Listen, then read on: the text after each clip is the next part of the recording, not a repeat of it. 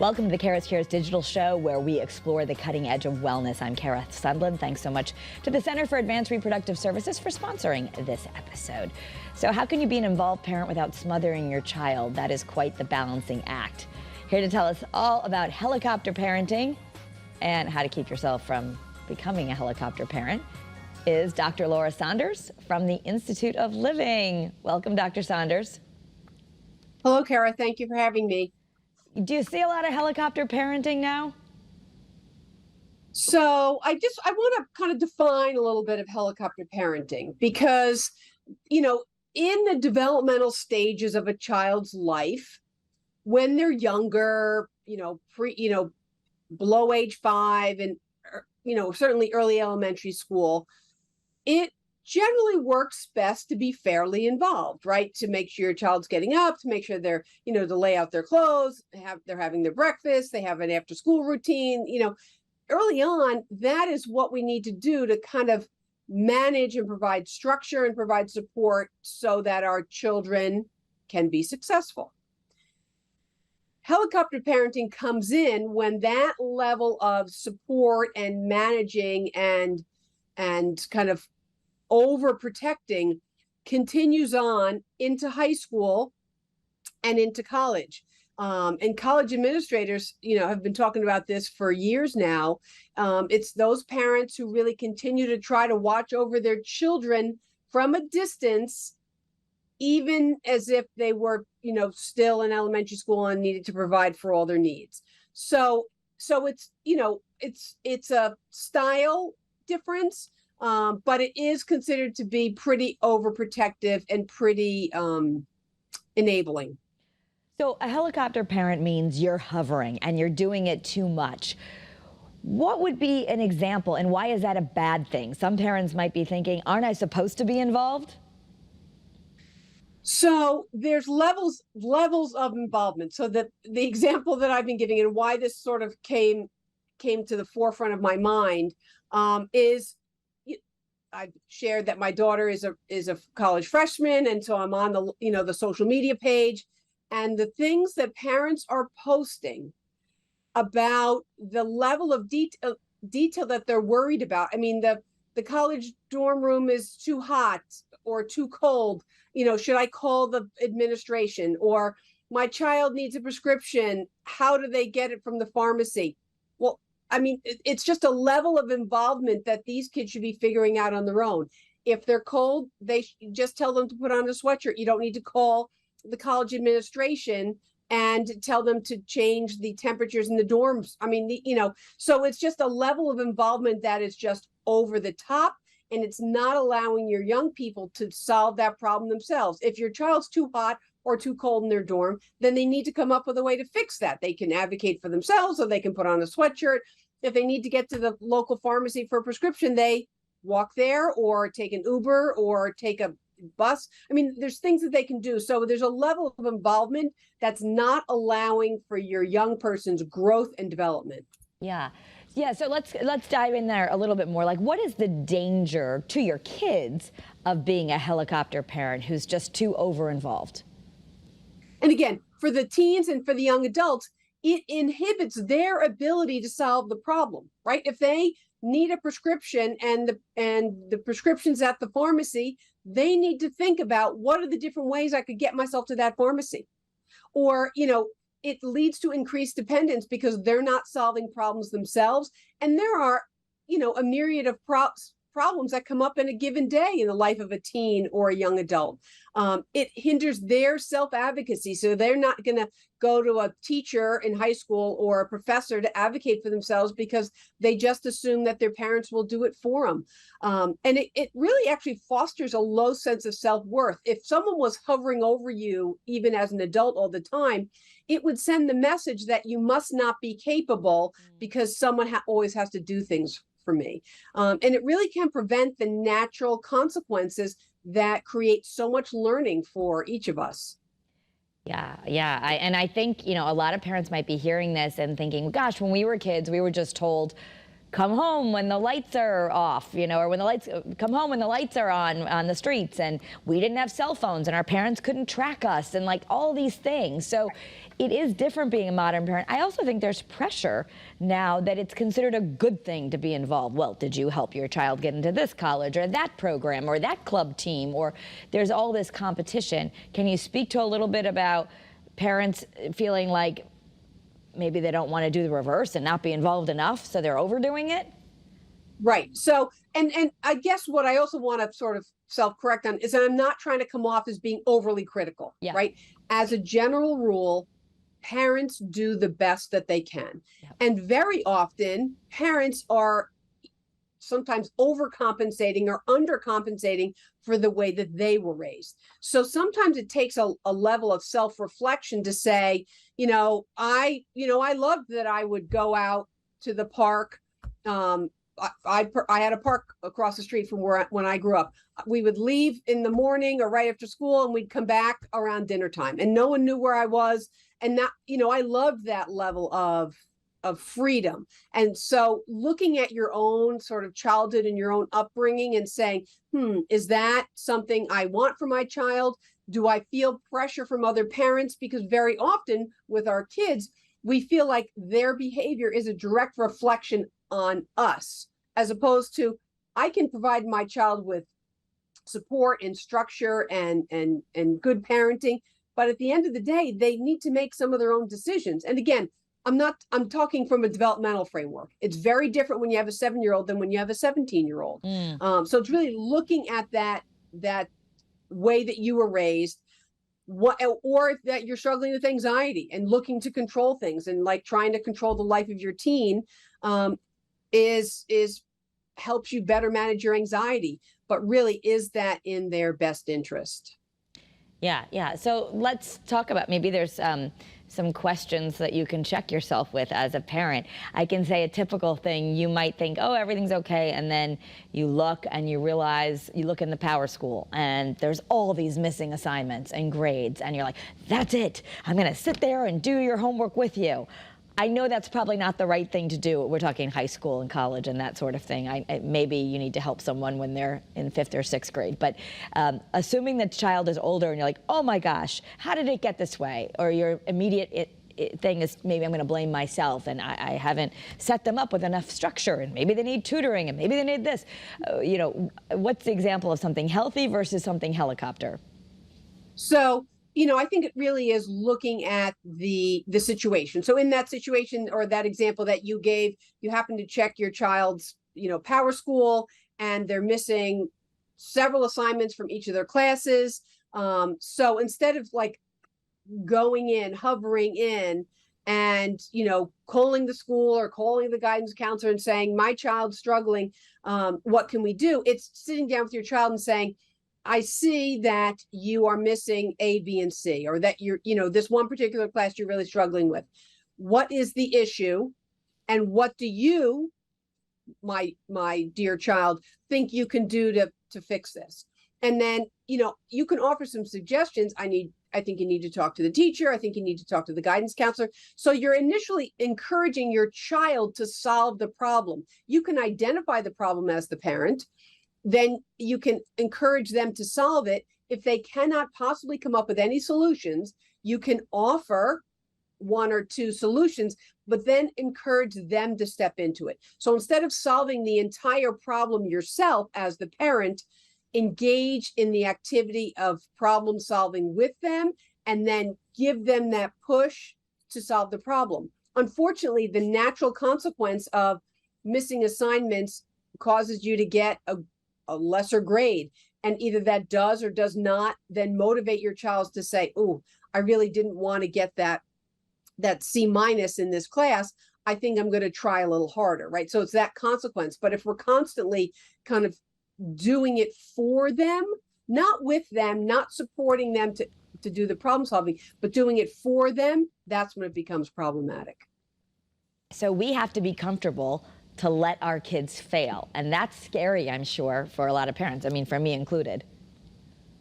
It's scary for all of us, right? Yeah. Because, and I'm not talking about encouraging someone to jump off a cliff without a net, right? Right. We're talking small experiences that create some of the failure experiences, right? And tomorrow's actually the International Day of Failure, right?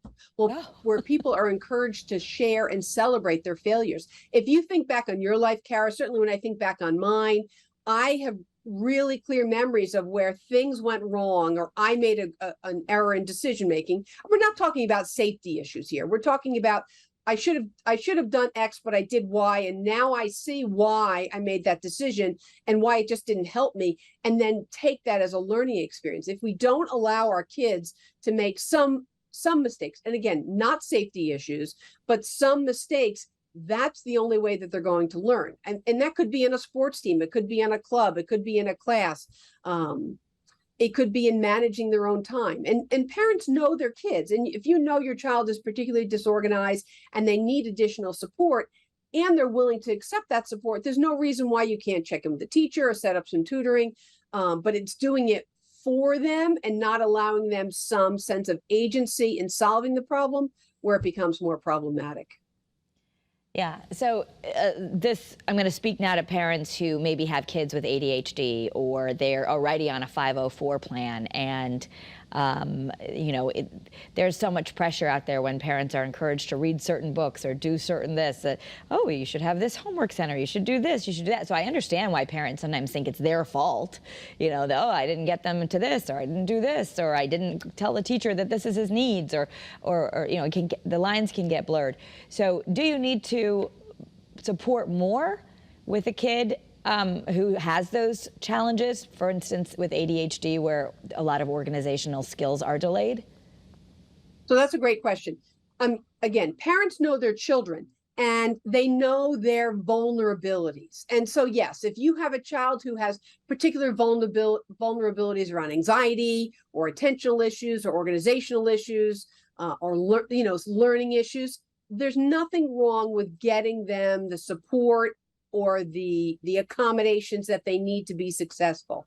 But there's times where, let the accommodations or support stay at school and not take over home as well. That's what school's there for. And let you at home create some of those experiences where your child can advocate for themselves or learn from a natural consequence. If your child's really disorganized and they can't find any of their soccer stuff, they can't find their cleats and they can't find their shin guards and they can't find anything. Okay, well, now we're going to be late for practice, right? It's that being late for practice and then having to walk onto the field late to practice and explain to the coach, I couldn't find my shin guards and my cleats.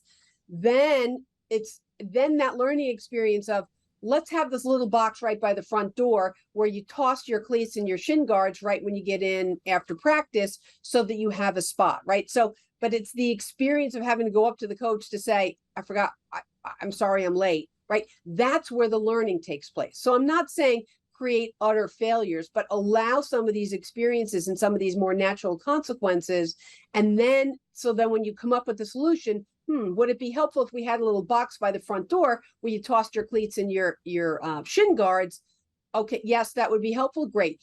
I'll get the box and I'll put it there. So I'm not saying for parents to be completely disconnected, but to allow your children to engage in that problem solving.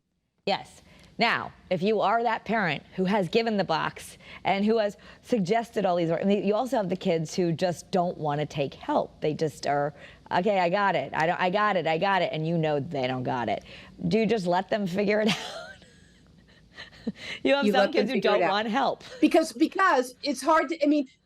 What that then happens is that's the classic power struggle, right? Yeah. Here, I know how to help you. I don't really want your help, but yes, I know how to help you, but I don't want your help. That classic power struggle. I will tell you, as a parent and as a psychologist, you cannot help someone that does not want help. So you can come up with all the solutions in the world, but if your child is not accepting those solutions, it's not really going to matter because it's just going to make you want to get more and more and more involved to solve the problem. And your child's just going to pull away. And it's that kind of that dance of if they don't want to solve the problem, if they haven't had enough natural consequences where it's uncomfortable for them, they are not going to engage in a problem solving process. And obviously, I want to clarify, because you also, in a previous episode, talked about the 5 things we should do as parents from a child psychologist, and one of them is supervision.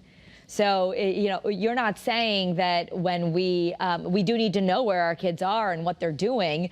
The question is, and if we find out they made a wrong choice, like they experimented with a drug or they drank underage or something, this is a different level of find your own failure.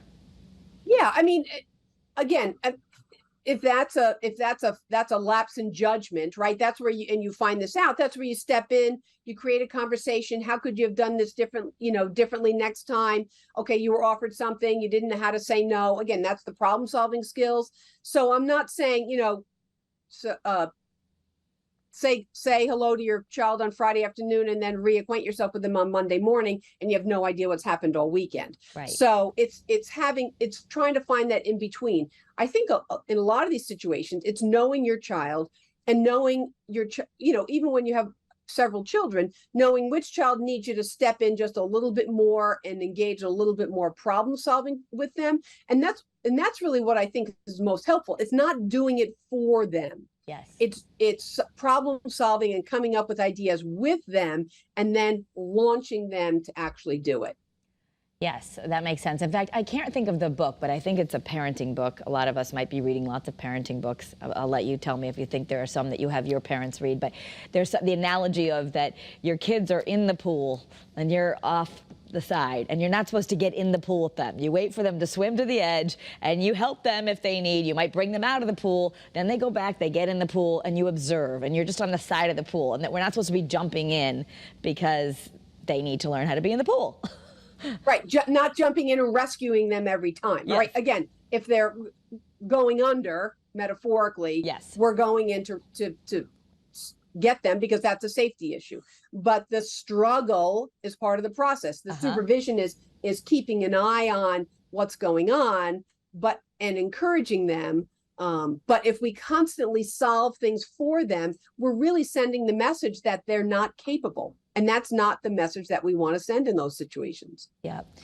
So, I think you hit on that a lot of us might be parenting from a childhood wound. If you were someone who grew up with some childhood trauma like neglect, where your parents were not around, or maybe not their fault, but the parents were just over busy, or you felt alone a lot, you might then become that helicopter parent because you wanted that, or you feel like being involved is love. Yeah, I do think the role of being a parent really requires you to be more self-reflective about what are the values that you grew up with, what are the values that you want to impart, what were the things that happened in your life, or the traditions, or the that you want to share with your kids, or you want to create for your kids, whether you lacked those things or you want to create those things. I mean, to be a good enough parent really requires some measure of self-reflection and trying to step into things that can be, create meaning, but not so much that you're really going to the other extreme from the way that you were raised.